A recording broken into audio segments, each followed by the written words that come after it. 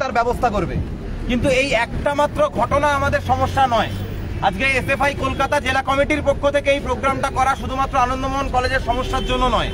এই সমস্যা Ananda Mohan college, city college, Vidyasagar college থেকে শুরু করে গোটা জেলা, গোটা রাজ্য জুড়ে প্রত্যেকটা ক্যাম্পাসে ক্যাম্পাসে তৃণমূল ছাত্র পরিষদ পোষিত গুন্ডারা, যারা কার্যত বহিরাগত, তারা তৃণমূল ছাত্র পরিষদের ইউনিটের নাম নিয়ে ক্যাম্পাসের ভিতরে থাকে এবং 6 বছর আগে ম্যানুফ্যাকচার্ড এক্সপায়ারি ডেট পার হয়ে গেছে যে ইউনিয়ন ইলেকশন আর হয়নি, সেই ইউনিয়নের নাম করে একটা অবৈধ ইউনিয়নের মাধ্যমে ক্যাম্পাসের ভিতরে ছাত্রদের উপরে বাটপাড়ি চালায়।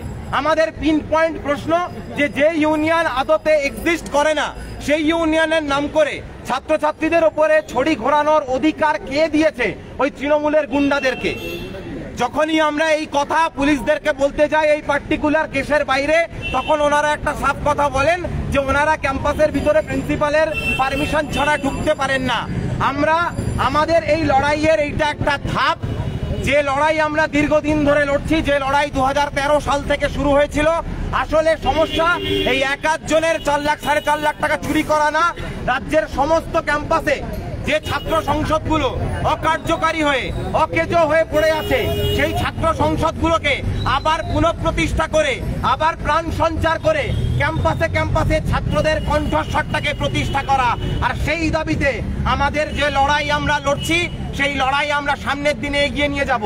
শুধুমাত্র আনন্দমোহন কলেজের ভিতরে না, রাজ্যের, জেলার, এই অঞ্চলের সমস্ত কলেজের ভিতরে ঢুকে প্রত্যেকটা তৃণমূল ছাত্র পরিষদের গুন্ডাদেরকে ক্যাম্পাস থেকে বের করার কাজ এবং ছাত্র সংসদটা পুনরায় দখল করার কাজ আমাদেরকে করতে হবে। এই শপথ, এই প্রত্যয় আমাদের আজকের এই কর্মসূচি থেকে গ্রহণ করতে হবে। আমাদের সেফ 1 পয়েন্ট এজেন্ডার আন্দোলন, আগামী দিনে আন্দোলনটাকে আরো ছড়িয়ে দিতে হবে যে প্রত্যেকটা ক্যাম্পাসে অবাধ ও স্বচ্ছ ছাত্র সংসদ নির্বাচন চায়। আর সেই ছাত্র সংসদ নির্বাচনের দাবিতে আমাদের লড়াইয়ের এটা একটা বাঁক মোড় মাত্র।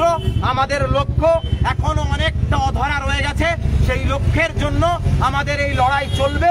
আমরা বলবো যে সুদীপ্তদার কসম খাও, সাইফুদ্দিনের কসম খাও, তিলক টুডুর কসম খাও, অভিজিতের কসম খাও, অভিমন্যুর কসম খাও, সুদীপ্তদার কসম খাও। না না দেব না, রক্ত দেব, প্রাণ দেব, গলা চিরে স্লোগান দেব, কলেজ স্ট্রিটে প্রাণ দেব, আমার স্ট্রিটেও প্রাণ দেব, না না দেব না। এই স্পিরিট নিয়ে আমরা প্রত্যেকের ক্যাম্পাসে, প্রত্যেকের অঞ্চলে ফিরে যাব এবং প্রত্যেকটা কলেজের ছাত্র সংসদগুলো আবার দখল করে নেওয়ার লড়াই আমরা আজকের দিন থেকে আরো দ্বিগুণ উৎসাহের সাথে শুরু করব।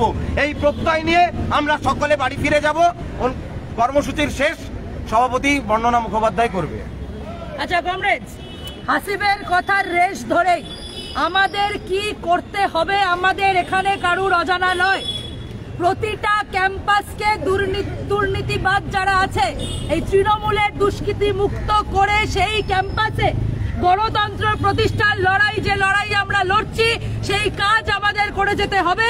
আজকে এখানে ডেপুটেশন দিলাম, আশ্বস্ত করেছে, কিন্তু এই ডেপুটেশন এবং আশ্বস্ত করাতে এই কাজ আমাদের শেষ হয়ে থাকবে না।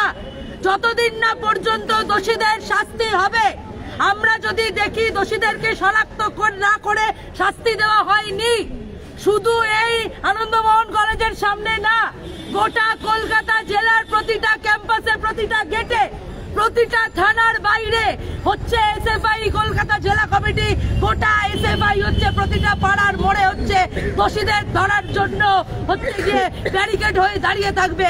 এই রাজ্যের বুক থেকে, এই রাজ্যের কলেজ ক্যাম্পাসগুলো থেকে যতদিন না পর্যন্ত এই তৃণমূল আশ্রিত দুষ্কৃতীদের হচ্ছে গিয়ে আমরা উৎখাত করতে পারছি, বের করতে পারছি, আমাদের লড়াই চলবে। ছাত্র সংসদ নির্বাচন স্বচ্ছ গণতান্ত্রিক পদ্ধতিতে ছাত্র সংসদ নির্বাচন হওয়ার পরেই প্রতিটা ক্যাম্পাসের গণতন্ত্র ফিরবে, সাধারণ ছাত্রছাত্রীরা তাদের কথা বলতে পারবে। সেই অধিকার যতদিন না পর্যন্ত হচ্ছে সুনির্দিষ্ট হচ্ছে, সুনিশ্চিত হচ্ছে, আমরা আমাদের লড়াই চালিয়ে যাব। আমাদের এই সংক্ষিপ্ত কর্মসূচির কাজ এই টোটাল যা আমরা এতক্ষণ ধরে সংগঠিত করলাম, এই গোটাটার স্পিরিটকে বজায় রেখে আমরা বাড়ি ফিরে যাব, ক্যাম্পাসে ফিরে যাব, পাড়ার মোড়ে ফিরে যাব। সকলে এই সংক্ষিপ্ত কর্মসূচির কাজ শেষ করলাম আমরা এখানে। আপনারা সকলে সাবধানে ফিরে যাবেন।